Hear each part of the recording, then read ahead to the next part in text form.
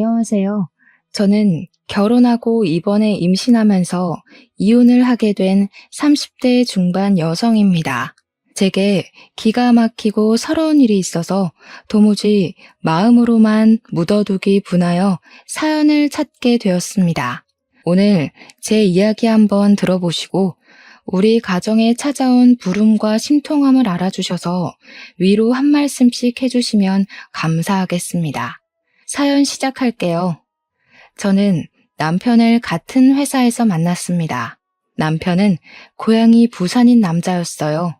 남편이 사투리 쓰는 매력에 재미를 느껴서 제가 적극적으로 대화를 시도했다 보니 어느새 저희는 결혼을 약속할 만한 사이로 발전해 있었습니다. 저희는 양가 집안의 인사를 잘 마치고 상견례도 나름 무난하게 치렀어요. 신혼집은 서울로 하기로 했는데 그걸 시모가 처음에 못마땅해 했지만 남편이 나서서 주장해주는 덕분에 문제없이 잘 넘어간 편이었습니다. 신혼집은 저희 부모님이 제게 증여해 주셔서 별다른 고생 없이 신혼살림을 시작할 수 있었습니다. 그리고 저희 부모님은 시부모님보다 나이가 어린 편이셨어요. 그걸 상견례 전부터 알고 있었는데 사실 양가 부모님 연세가 차이 난다고 한들 그거 따져서 위아래 정하시는 집안이 계신가요? 다른 집안 사정은 잘 몰라서 그러는데 연세차가 난다고 하더라도 서로 존중해줘야 하는 거 아닌가요? 제가 이걸 먼저 묻는 이유는 저희 시부모님 태도 때문인데요. 친정 부모님이 오랜만에 부산을 가거나 시부모님께서 서울로 올라오시면 한 번씩 만나거든요. 그렇다고 횟수가 대단하게 많지도 않아요. 몇 번 보지도 않았으면서 시부모님이 저희 부모님을 은근 아랫사람 보듯이 행동하는 경향이 있어서 신경 쓰였습니다. 어떤 식으로 말을 하냐면요. 사돈, 거기 물 좀 줄래요? 숟가락도 좀 놔주시고요. 시키는 거 아니에요. 우리나라가 동방예의지국이잖아요. 한 살이라도 어린 사람이 먼저 움직이는 게 맞으니까 이해해 주실 거라 생각해요. 기회 돼서 만나게 되면 약간 이런 느낌으로 쭉 저희 부모님을 대하십니다. 이게 맞는 건지 모르겠어요. 당시에는 친정 부모님이 별 말씀 안 하시니까 저도 생각 없이 넘어갔는데 같은 상황이 반복되니까 점점 눈에 거슬리더라고요. 그래도 저희가 신혼 초일 때만 양가 집안이 조금 왕래가 있었지 1, 2년 지났을 때는 거의 만나지도 않았어요. 어차피 그다지 마주칠 일도 없고 앞으로는 안 만나도록 하면 되니까 최대한 좋게 좋게 생각해보자 했거든요. 그런데 어느 기점으로 양가 집안이 가까울 수밖에 없는 일이 발생하고 말았는데요. 시부가 실직을 당해버린 겁니다. 남편이 용돈을 보내주고 있긴 했었는데 그건 말 그대로 용돈일 뿐이었고 그걸로 생활비까지 해결하기엔 많이 빠듯했어요. 게다가 시부가 퇴직을 해야 할 정도로 건강이 좋지 않은 것도 아니라서 두 손 두 발 놓고 놀기에는 시부모님 입장에서도 많이 불안했던 걸로 압니다. 그렇다고 시부가 어딜 다시 취직하는 것도 만만치 않은 연령이었어요. 시부 연세면 어디 가서 과장급이나 개인 사업자로 자리매김하고 있을 연세이셨는데 다시 지원서를 낸다는 것이 만만치 않았습니다. 그건 사업장 입장에서도 부담스러울 거예요. 나이 많은 신입사원을 어떻게 고용하겠습니까? 시부모님의 실직 문제는 시부모만의 고민거리가 아니라는 것도 걱정이었습니다. 남편이 시부모님에게 주던 용돈을 더 많이 얹어서 줘야 했는데 그것 때문에 남편도 많이 힘들어 보였고 저도 조금씩 보태주었지만 이렇게 가다간 저희가 저희만을 위한 돈을 모을 수가 없을 것 같아서 문제였어요. 그래서 저는 이 문제를 친정에 의논했습니다. 친정아빠는 제 이야기를 심고 깊게 들어주시더니 시부를 한번 서울로 불러오라고 부탁을 하시더군요. 엄마가 아빠한테 무슨 생각을 하는 거냐고 물었는데 아빠가 일자리를 하나 줄 생각이라고 하는 겁니다. 저희 아빠는 냉동식품 공장을 운영하는 대표이십니다. 아빠가 시부 처지를 충분히 이해해줘서 시부는 서울 사는 저희 친정집으로 올라오게 되었어요. 시부가 올라오신 날 저는 친정집을 방문해 보지 못했지만 엄마 말로는 시부랑 아빠가 술 한잔 기울이면서 얘기를 잘 끝냈다고 하더라고요. 그렇게 공장에서 시부에게 주어진 일은 택배 포장하는 역할이었습니다. 아빠도 시부가 어느 파트에서 일하게 될지 몰라서 미리 언지를 못 해줬고 일하는 당일에 공장을 가서 둘러보고 택배 부분으로 자리를 만들어준 거라고 하대요. 이 사실까진 모르고 올라온 시부는 좀 당황한 것 같았어요. 아빠는 힘들 것 같으면 안 해도 된다고 했으나 시부가 돈을 안 벌면 시댁에는 수익이 없고 시댁으로 인해 같이 피해받을 사람이 우리였기 때문에 일을 해야 했습니다. 그 이후로 시부는 저희 집에서 숙식을 해결하셨어요. 엄마가 불편할 수도 있는데 시부가 더 불편할 테니 서로 그렇게 배려하고 지내는 듯 했습니다. 저랑 남편도 한 번씩 시부를 뵈러 갔었어요. 친정집도 가고 공장도 찾아가 점심을 사드리기도 했죠. 그때마다 시부는 할만하다고 말씀은 하시는데 아무래도 고향 떠나서 배우자도 없이 남의 집에 얹혀 일을 하는 것이다 보니 마음이 마냥 편한 것만은 아닌 듯 보였습니다. 그건 친정 부모님들이 분위기를 아무리 편하게 만들어주려고 해도 어쩔 수 없는 부분이 있는 것 같았어요. 그래서 저랑 남편이 더 시간 날 때마다 시부를 찾아갔던 것입니다. 시부가 워낙 속마음을 잘 말 안 하니까 저희는 시부 마음이 어떤지 모르고 그냥 무작정 자주 찾아뵌 거거든요. 그런데 시부가 이 사실을 시모한테 말하면서부터 불편한 관계가 드러나기 시작했어요. 어느 날 시모한테 전화가 왔는데 친정 부모님이 아닌 제게 전화를 걸어 따지더라고요. 네 시애비 체면 안석에 택배 포장이 뭐냐? 너희 집에서 지금 우리 집안 무시하는 거야? 내 남편 실직됐다고 깔보는 거니? 네? 아니 어머님, 무슨 기분이신지 이해하겠는데 저희 부모님께서 그럴 리가 없잖아요. 저희 아빠는 아버님 처지 걱정해서 공장에 사람 필요 없는데도 겨우 자리 내준 거예요. 그러니까 뭐하러 없는 자리를 굳이 만들었냐고. 이왕 만들어줄 거면 공동대표나 부대표나 그런 걸 해줘야지. 택배 포장이나 하러 갈 거였으면 우리 양반이 그 먼 데까지 왜 갔겠니? 택배는 부산에도 할 곳 많아. 시모가 얼토당토하는 대표 자리를 요구하길래 어이가 없었습니다. 시부가 시모한테 택배 일이나 시켰다는 식으로 얘기했는지도 모르죠. 솔직히 실직 당한 사람 돈 벌 수 있게 해줬으면 고맙다는 인사 한마디라도 해야 되는 거 아닌가요? 시부가 저희 아빠 공장에 일 다닌 이후로 시모한테서 고맙다는 인사 한마디 없었대요. 그런데 시모한테서 그런 황당한 전화까지 받으니까 순간 예의고 뭐고 시모한테 짜증이 났습니다. 그래서 그 통화도 그냥 바쁘다고 대충 얼버무린 뒤에 끊어버렸어요.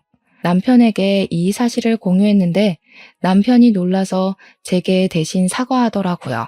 우리 엄마가 자존심이 좀 세서 그래. 당신이 이해해줘.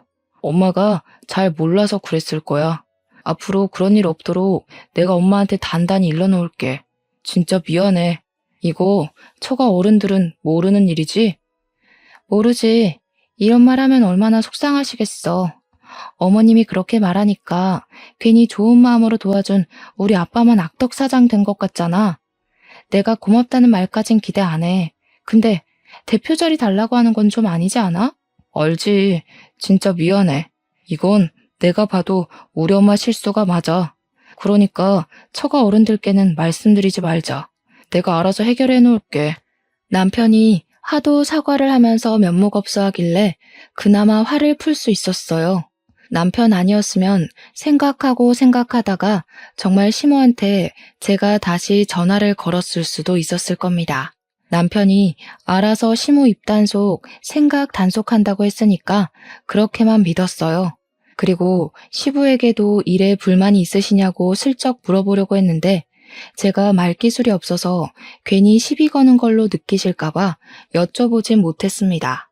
그런데 이렇게 참았더니 문제가 좋아지기는커녕 더 고조가 되는 일이 발생하게 되었는데요. 시모가 남편한테만 연락해서 몰래 우리 신혼집 찾아온 거 아니겠어요? 그날 출근할 때까지도 모르고 있다가 퇴근하고 집에 오니까 시모가 들어차고 앉아 있어서 얼마나 당황했는지 모릅니다. 그 옆에서 남편이 제 눈치를 보면서 왔냐고 인사하더라고요. 너무 황당해서 순간 시모한테 안부 인사도 못 드리고 멀거니 서 있었어요. 그런 제 곁으로 남편이 다가와서 저를 방으로 데려가더라고요. 제 가방이랑 겉옷을 대신 받아주면서 말 못해서 미안하다고 하길래 저 그제야 남편을 향해 인상을 찌푸렸습니다. 어머님 오시는 거면 미리 말을 했어야지.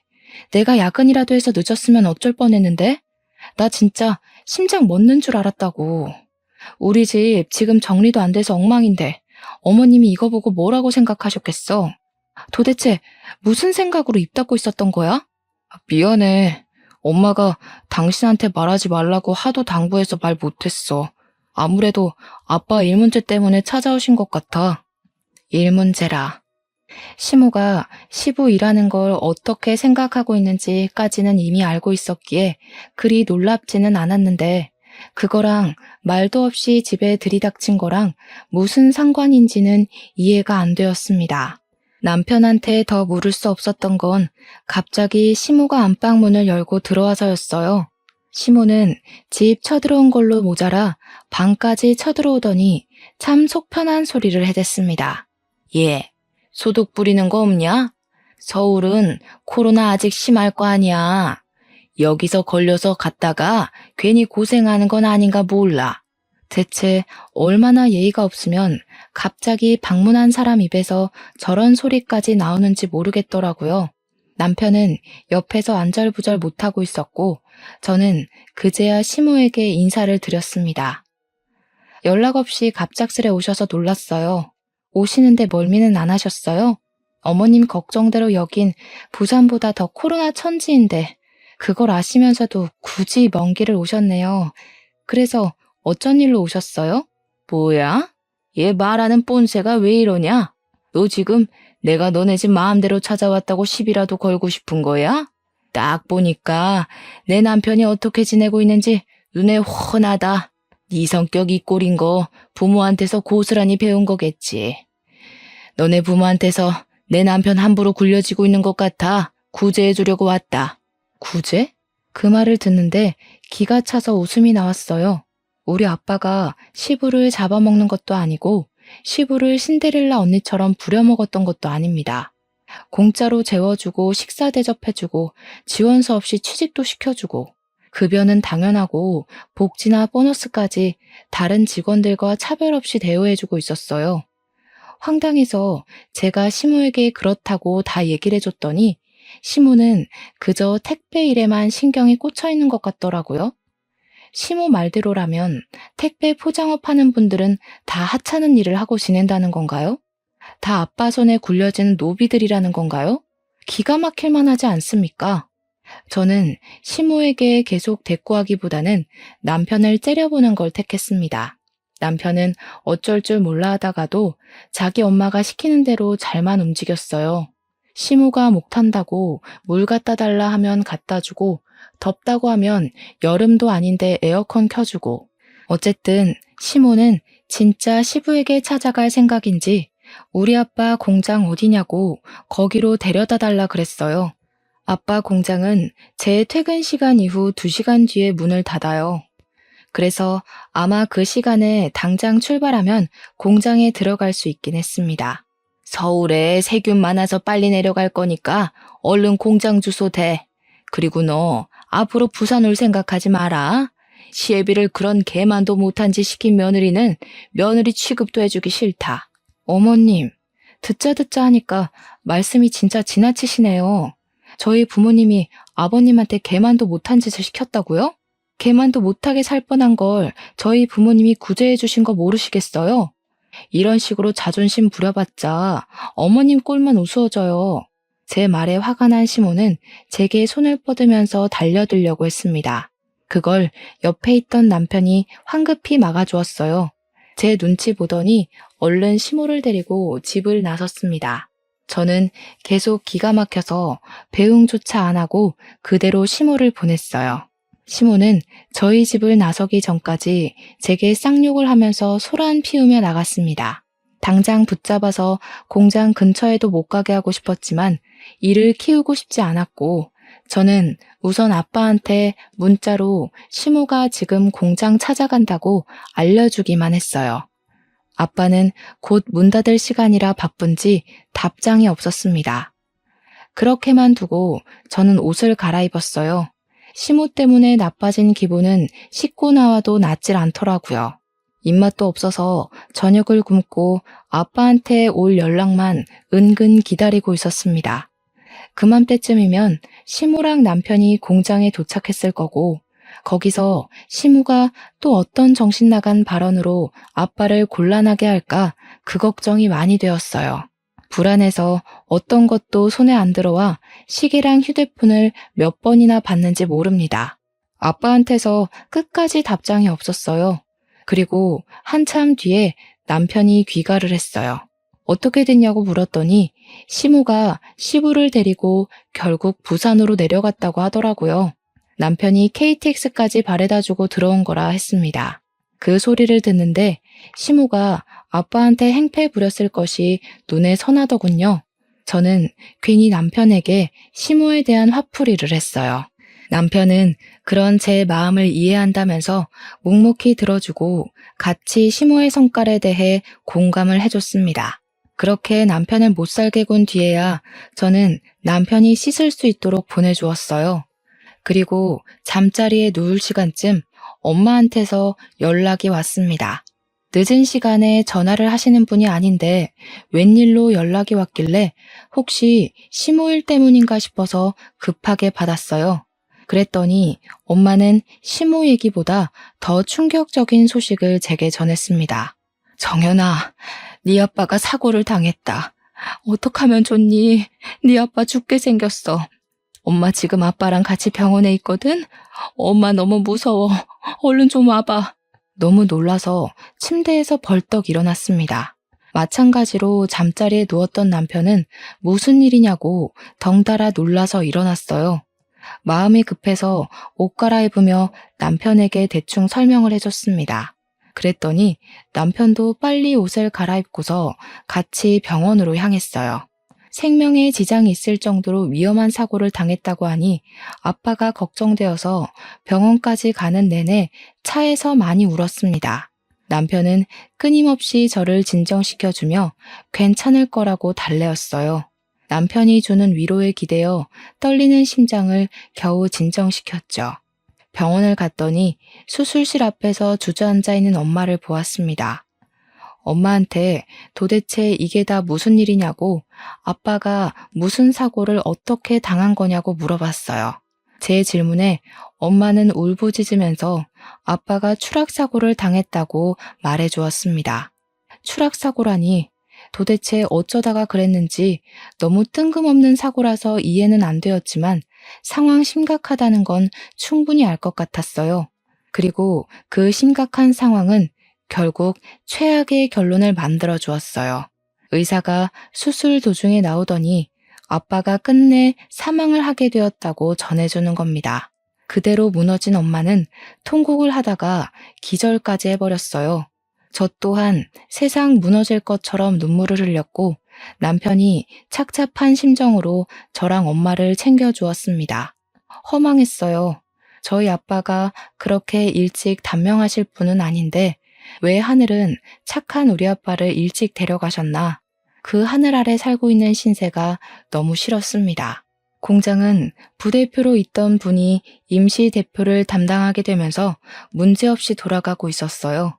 계획에도 없던 장례식을 갑자기 준비하면서 저랑 엄마는 입관 이전에 아빠 봤었는데 아빠의 사망 당시 모습을 그대로 봤다 보니 얼마나 아프게 돌아가셨는지가 가늠이 되더라고요. 친정과 연락을 종종 하긴 했어도 매일 친정집을 찾았던 것이 아니라서 아빠 얼굴을 본 지도 꽤 됐었어요.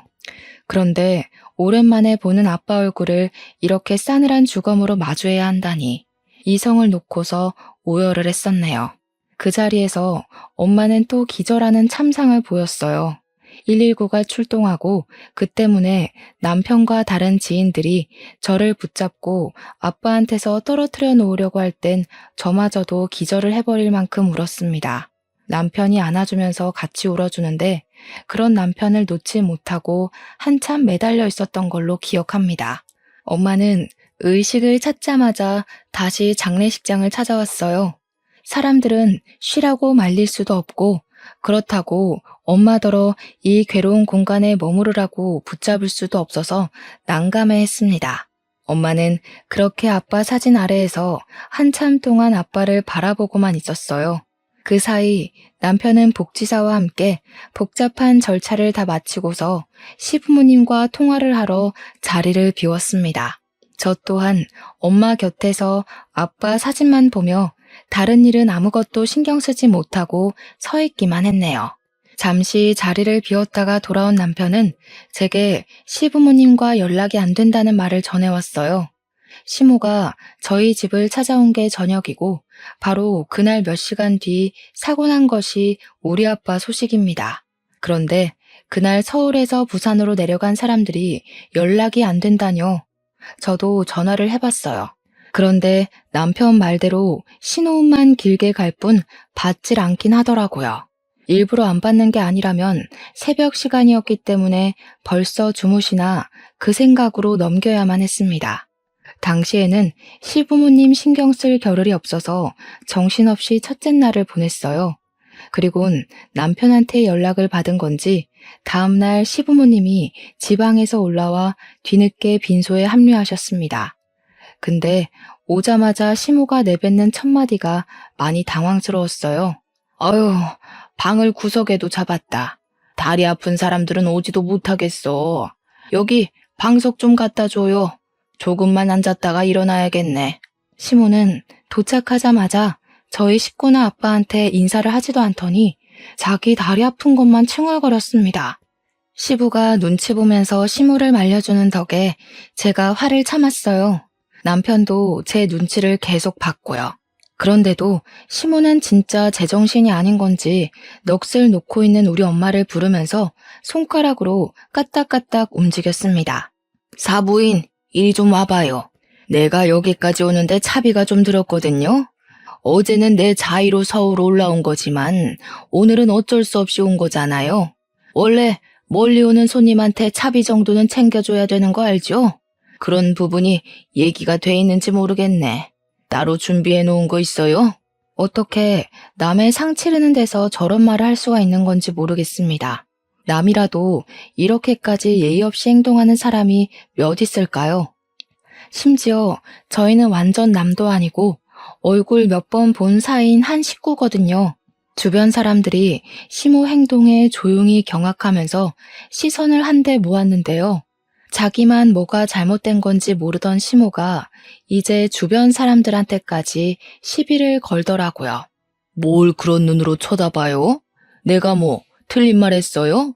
다들 좀 솔직해집시다. 시간 내서 와주고 부조금도 내는데 먼 곳에서 오신 분들 차비 정도는 여기서 해줘야 되는 거잖아요.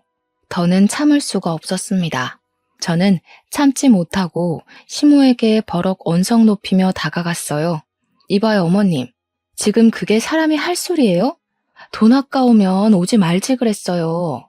그리고 우리 엄마한테 동생 부르듯 그렇게 행동하지 마시죠.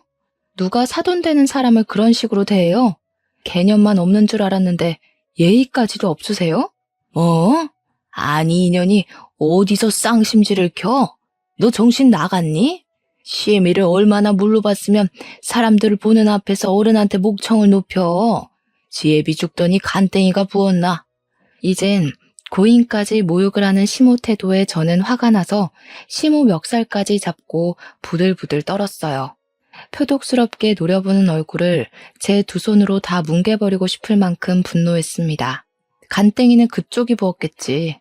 그러니까 지금 상황이 어떤 줄도 모르고 간이 배 밖으로 나온 짓을 하는 거 아니겠어? 내가 살다 이렇게 무례하고 생각 없는 사람 처음 본다. 당신이 아무리 허풍 부려봤자 우리 집안 발밑도 못 따라올 형편이야.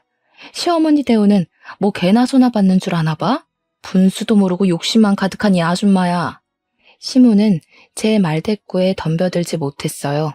제가 반말을 한다는 것 자체만으로 얼굴이 시뻘개질 만큼 화나서는 결국 손으로 해결하셨습니다. 제 뺨을 내리친 거죠. 그것에 사람들도 다 놀라서 저희를 말리기 시작했고 엄마가 뒤늦게 허겁지겁 달려와 제 앞을 막아섰습니다. 남편이 시모를 저지시키면서 시모를 밖으로 밀어내려고 했어요. 그때 엄마가 서름에 복받쳐서 시모를 향해 큰 소리를 쳤습니다. 불쌍해서 도와줬더니 은혜도 모르고 감히 내 딸을 쳐요? 꼴도 보기 싫으니까 다시 부산으로 꺼지세요. 거지 같은 년 얼굴 마주보는 거 저도 끔찍합니다. 다시 한 번 더 우리 딸 앞에 얼굴 비추면 그 눈깔 다 파버릴 거야. 엄마가 우라통이 치밀어 말 가리지 않고 소리치자 시모는 그게 그리 자존심이 상했는지 남편을 뿌리치고는 신발장 쪽에 서서 우리 엄마한테 삿대질을 하기 시작했어요. 뭐라고요? 내 딸이 고생해가면서 기꺼이 찾아왔더니 뭐? 신부만 고약해가지고 죽은 남편이 참으로 자랑스러워하겠네요. 네 남편은 너 때문에 지옥 갈 거다. 정말 정신 나간 사람인 줄 알았습니다. 결국 사람들의 원성 때문에 시모는 더 말하지 못하고 시부랑 남편에게 끌려나갔어요. 시부모님은 아빠에게 인사드리지 못하고 부산으로 돌아간 듯 했습니다. 우리 아빠가 고작 저런 사람들을 위해 선심을 써줬다는 것이 너무 비통했고 저런 사람들을 돕기 위해서 부모님께 의논을 했던 제 자신도 원망스러웠어요. 시부모님을 겨우 보내주고 돌아온 남편이 뒤늦게 우리 엄마한테 찾아가서 고개 숙이고 사과를 했습니다. 그러자 엄마는 화가 나서 남편의 귀싸대기를 바로 날려버렸어요. 왜 내 딸이 맞아야 돼? 자네가 자네 부모 하나 간수 못하고 이리저리 휘둘렸으니까 자네 엄마가 내 딸을 이렇게 함부로 대한 거 아닌가? 내가 자네한테 내 딸 보내줄 때 심정이 어땠는데 이런 식으로밖에 못할 줄 알았으면 이 결혼시키지도 않았어. 자네 집안 때문에 우리 집이 하루가 멀다 하고 괴로웠다고. 엄마는 사위에게 최대한 예의를 갖추며 참고 있던 감정마저도 모두 포기하고 남편에게 서러웠던 지난 시간들을 퍼부어댔습니다. 한이 서렸다고 느껴질 만큼 엄마의 울부짖음은 주변 사람들까지 가슴 아프게 만들었어요. 엄마는 아빠의 죽음을 남 탓하고 싶지 않았지만 누구라도 탓하고 싶어서 그걸 남편에게 다 풀어냈고 남편한테 너네 집안 때문에 우리 집이 망했다 라고 그렇게 원망을 하셨어요. 저는 그런 엄마를 말리지 않았습니다. 저 또한 시부모님이 밉고 그걸 통제 못하는 남편이 밉고 그들과 엮일 때마다 받았던 스트레스를 잊을 수가 없었거든요. 아빠 장례식이 치러지는 3일장은 제 인생 모든 시간을 통틀어서 가장 고역스러운 날들이었습니다. 평생 잊지 못할 그 시간을 억지로 가슴에 묻어두고 아빠를 보내드려야 했어요. 아마 아직 아빠를 보낼 준비가 되지 않았는데 강제로 이별을 해야 해서 더 고역스러운 시간으로 남지 않았나 싶습니다. 그렇게 아빠를 힘겹게 보낸 저랑 아빠는 아빠가 운영하던 공장을 임시 대표에게 일임할 수밖에 없었어요. 공장에 대해 아무것도 모르기 때문이었죠. 그래서 새 대표로부터 저희는 공장의 지분만 떼어받고서 아빠의 혼과 세월이 담겼던 공장을 포기할 수밖에 없었습니다. 엄마는 혼자 지내면서 많이 힘들어하셨지만 제가 매일같이 집을 찾아오는 건 원치 않으셨어요. 제 생활을 존중해 주려는 엄마의 마음이 제 발목을 더 붙잡는다는 걸 모르고 착한 엄마는 계속해서 제 마음만 고려해 주려 하셨습니다. 아빠가 떠난 후로 저와 엄마의 시간은 느리게 흘러갔어요. 그럼에도 저는 저대로 엄마는 엄마대로 다시 세상의 흐름에 발맞춰 나갈 수밖에 없었습니다.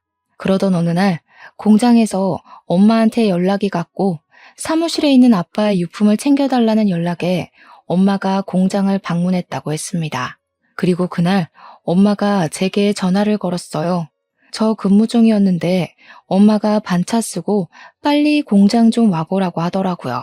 엄마가 제게 반차를 강요했던 적은 처음이라서 저는 되묻지 않고 황급히 반차 처리를 했습니다. 회사 일을 급히 마무리하고 공장을 찾아갔어요. 아빠 사무실 들어갔더니 엄마가 아빠 사무실 책상 앞에 앉아서 컴퓨터를 보고 있더라고요. 유품 정리 다 했냐고 컴퓨터 앞에서 뭐 하냐고 물으며 다가갔습니다. 가까이 가보니까 엄마가 그 앞에서 입을 틀어막고 울고 있는 겁니다. 깜짝 놀라서 엄마를 먼저 살폈는데 엄마가 컴퓨터 화면을 좀 보라면서 목소리에 힘을 잃고 얘기를 하셨어요. 뭔가 싶어서 컴퓨터 화면을 바로 봤는데 엄마가 보고 있던 건 공장 내의 CCTV 영상이었습니다. 엄마가 아빠의 마지막 모습을 보려고 날짜를 조정했다가 몰랐던 사실을 발견한 것이었어요. 당연히 일씨는 아빠가 사망한 날짜였고 시모가 갑자기 우리 집을 들이닥쳤던 그날로 맞춰져 있었습니다. 화면 안에는 아빠 사무실로 찾아온 시모가 보였어요. 시모는 아무도 없는 아빠 사무실을 여기저기 막 뒤지더니 돈 되는 걸로 보이는 물건을 하나씩 가방에 넣고 있었어요. 이미 그 사실만으로도 기가 막혔는데 뒤늦게 사무실로 돌아온 아빠한테 시모의 행각이 발각되자 놀란 시모는 아빠랑 실랑이를 벌이기 시작했습니다. 그러다가 시모가 선반에 있는 돌 모양 조형물로 아빠의 머리를 내리쳤어요. 그 순간 저는 깜짝 놀라서 비명을 지르며 입을 틀어막았죠. 화면 속 아빠는 그대로 쓰러졌습니다. 그러자 그것에 시모가 놀라서 사무실을 뛰쳐나갔는데요. 얼마 지나지 않아 시모가 다시 돌아왔는데 그 뒤를 따라 시부가 들어오더라고요. 그리곤 시부모님 둘이서 쓰러진 아빠를 살피더니 시부가 일어나서 바깥의 망을 잠깐 보는 겁니다. 사람이 의식을 잃었으면 빨리 119 신고를 해야 되잖아요. 근데 시부는 그대로 사무실 문을 닫더니 사무실 문을 잠그기까지 했어요. 안절부절 못하는 시부에게 조용히 하라는 손짓을 하다가 시부가 자기 양말을 벗어서 아빠 얼굴에 흐르는 피를 급히 닦기 시작했습니다. 한참을 그렇게 움직이다가 아빠를 끌어서 소파에 뉘었어요. 마치 사람이 자는 것처럼 보이도록 자세를 고쳐주었죠. 그러고는 둘 다 사무실 밖으로 도망을 쳤습니다. 너무 충격적인 장면이라서 저도 엄마처럼 입을 틀어막고 울었어요. 다리에 힘이 풀려 주저앉고 말았고 아빠 생각이 다시 치밀어 올라서 괴로웠습니다. 아빠가 어떻게 추락사고가 일어난 건진 모르겠지만 원인 제공을 한 사람이 시부모님이라고 봤기 때문에 바로 112 신고를 했어요. 시부모님을 고소할 작정으로 신고를 한 거였고 CCTV 영상을 증거로 제출했습니다. 남편한테는 말해줄 여력이 없어서 못했어요. 나중에 남편 퇴근하고 집에 오면 그때 말해줄 생각이었습니다. 그리고 저는 이미 이혼을 마음먹은 상태였죠. 제가 남편과 이혼하지 않는 이상 시부모님과 가늘게라도 인연이 묶여 있어야 한다는 건데 그 사람들을 볼 때마다 떠오를 아빠 모습 때문에 일상을 살기 힘들 것 같았거든요. 어떻게 볼 때마다 죽이고 싶은 사람과 한 울타리 안에서 가족을 하고 살겠습니까? 이미 아빠 장례식도 시가에 많이 실망한걸요. 남편은 그것 때문에 제가 이혼하자고 할까봐 그 뒤로 거의 매일을 죄인처럼 살고 제게 빌었었어요. 시부모님 잘못인데 남편이 그렇게 저한테 빌 때마다 한편으론 안쓰럽기도 했습니다. 부모 잘못 만난 죄로 남편은 평생 가시방석처럼 살게 된 셈이잖아요. 그런 남편이 안쓰러워서 이혼을 고심하긴 했었지만 CCTV 영상에서의 시부모님 행동은 남편이 앞을 기면서 붙잡아도 넘어가 줄 수 없는 문제라고 생각했어요.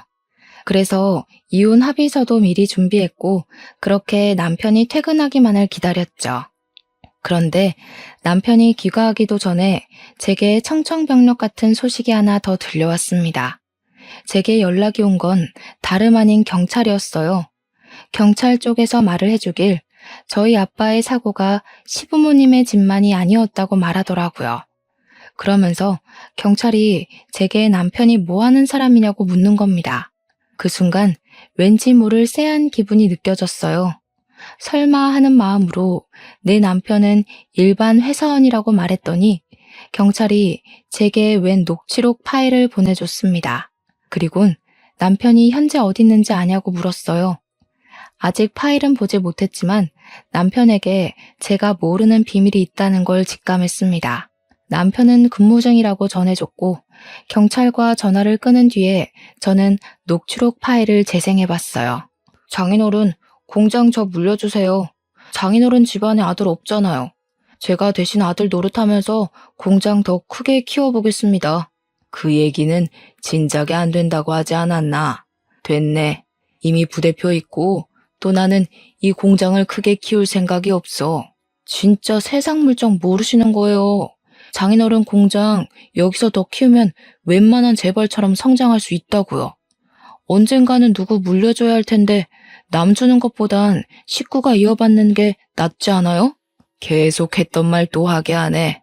자꾸 이러면 나 정연이한테 얘기할 수밖에 없어. 자네랑 정연이 사이 괜히 문제 안 만들고 싶어서 참아주는 거야. 그만 선 좀 지키지 그래. 나도 점점 참기가 힘들어지는데. 딸 걱정은 그렇게 하는 게 아니에요. 저희가 월급만 받아서 언제 돈 모으고 애 키우고 하겠어요. 장인어른, 딸을 위해서라도 공장 저 주셔야 된다고요.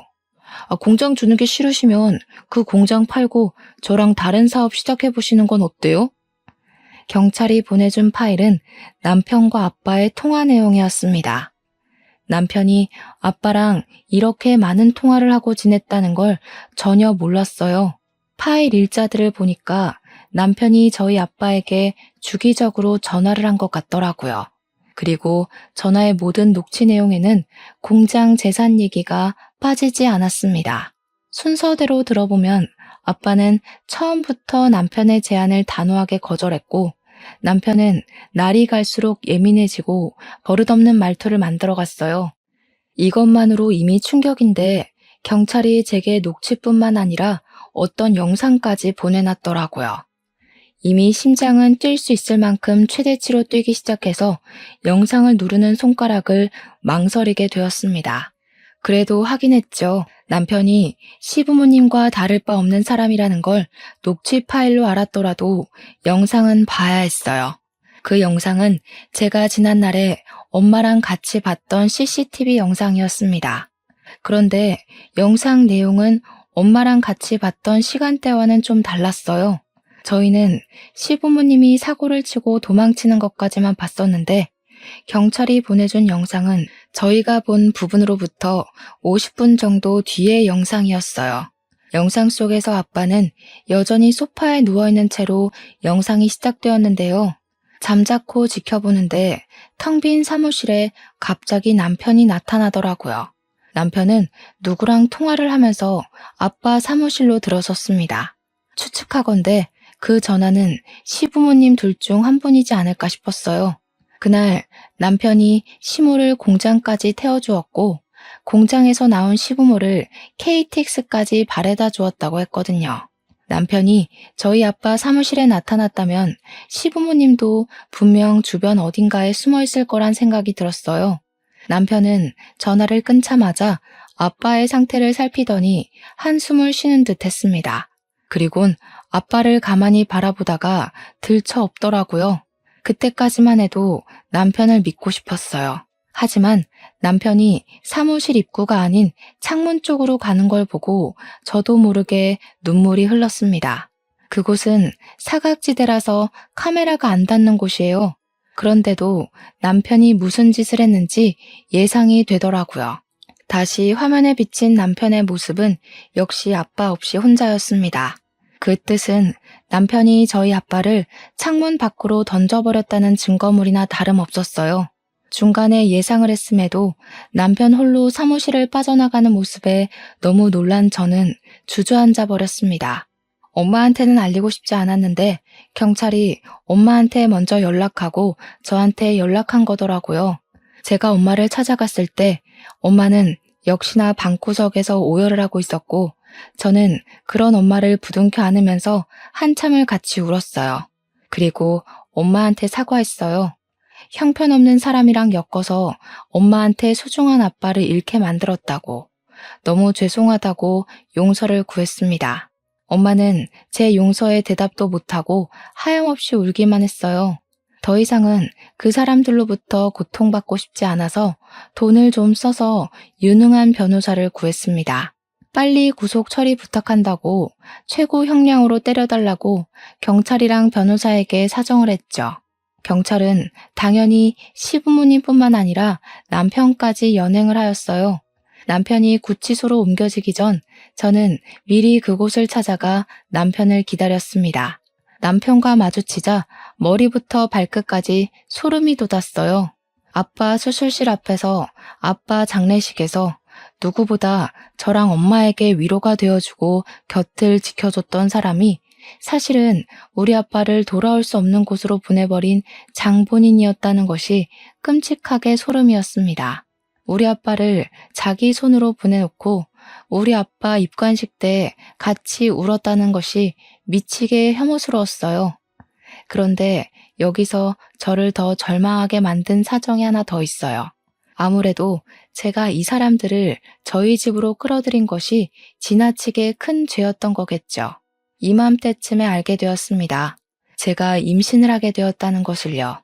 증오한 집안의 핏줄을 갖게 된 것이 마치 발목 잡힌 기분이라서 괴로웠지만 한편으로는 아무 죄 없는 제 자식에게 미안하기도 해서 혼란스러웠습니다. 제게 이런 복잡한 심경을 안겨준 남편이 더 싫어졌어요. 저는 남편한테 달려가 사정없이 주먹을 날려버렸습니다.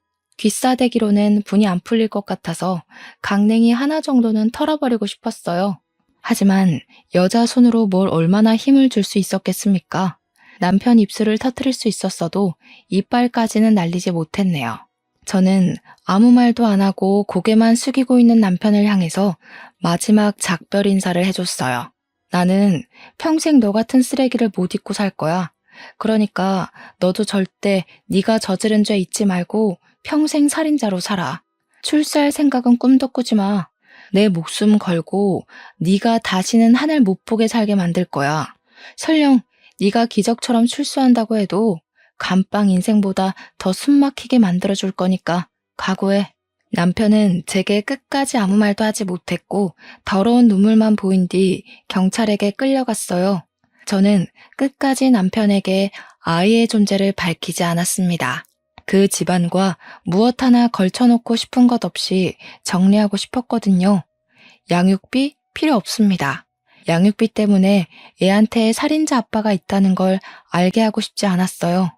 평생 그 집안 사람들이 우리 아이에 대한 존재를 모르게 하고 살 겁니다. 그렇게 시가 사람들 셋은 징역을 살게 되었습니다. 시부모님 둘은 상해치상죄로, 남편은 살인죄로 구속되었어요. 시부모님은 살인까진 아니어서 몇 년 살다가 다시 나오겠죠. 그때 돼서 뭘 하겠습니까? 이미 늙어서 들어간 몸, 출소해봤자 더 늙어 나와서는 돈도 없이 노숙자 신세로 전전해야 할 텐데 제발 그들이 마지막으로 눈을 감을 때 우리 아빠보다 더 쓸쓸하고 비참하게 죽어버리길 바랄 뿐입니다. 저는 신혼집을 정리하자마자 엄마랑 같이 이사 준비를 했어요. 남편으로부터 받은 위자료와 아빠의 사망보험금, 아빠의 공장 지분 등 엄청난 부를 가지고 지방에 가기로 했습니다. 아빠가 살아계실 때 엄마한테 그런 말을 했었대요. 돈 벌 만큼 벌어서 일에서 손 떼고 경치 좋은 곳으로 가 노후를 즐기자고요. 엄마는 아빠가 늘 곁에 함께 한다고 생각을 해서 그 약속 또한 지키고 싶대요. 저도 안 좋은 추억이 깃들어버린 서울에 머물고 싶지 않아서 과감하게 이직을 택했습니다. 저희는 제주도로 이사를 가요. 그동안은 짐을 싸놓을 정신이 없었어요. 오늘 이렇게 사연을 쓰게 된 건 친정집에서의 마지막 하룻밤이기도 했고 컴퓨터 앞에 길게 앉아 있을 수 있는 시간이 지금밖에 안 될 것 같아서 올려봅니다. 제주도에서 살게 되면 아빠가 한 번쯤은 엄마랑 제 곁에 머물다 가는 날이 있겠죠? 불쌍하게 떠난 우리 아빠. 저 결혼할 때 잘 키워놓은 딸 보낸다고 아쉬워서 몰래 울던 우리 아빠. 아빠가 너무 보고 싶네요. 아빠 얼굴 잊지 않도록 하루에 한 번씩 사진을 꼭 보면서 기억해야겠어요. 혹시라도 아빠가 제 꿈에 나타나 인사를 해준다면 그때를 놓치지 않고 꼭 용서를 빌어야겠다고 마음먹고도 있어요. 저는 여전히 황망하게 떠난 아빠의 사고가 제 탓이라고 생각하고 있고 죽을 때까지 이 죄책감을 놓지 못할 것 같아요. 죄책감을 놓는 것도 아빠에게 죄를 짓는 것 같아서 이러지도 저러지도 못하겠네요. 그래도 제가 기운을 차려야 엄마 마음을 다독여 줄 수 있고 저 또한 한 아이의 엄마로서 우리 아이에게 새로운 세상을 만들어 줄 수 있지 않겠습니까? 이 아픔 잘 극복해서 다시 건강한 일상을 찾을 수 있도록 노력하겠습니다. 제 사연 들어주셔서 감사하고 항상 건강하셨으면 좋겠어요.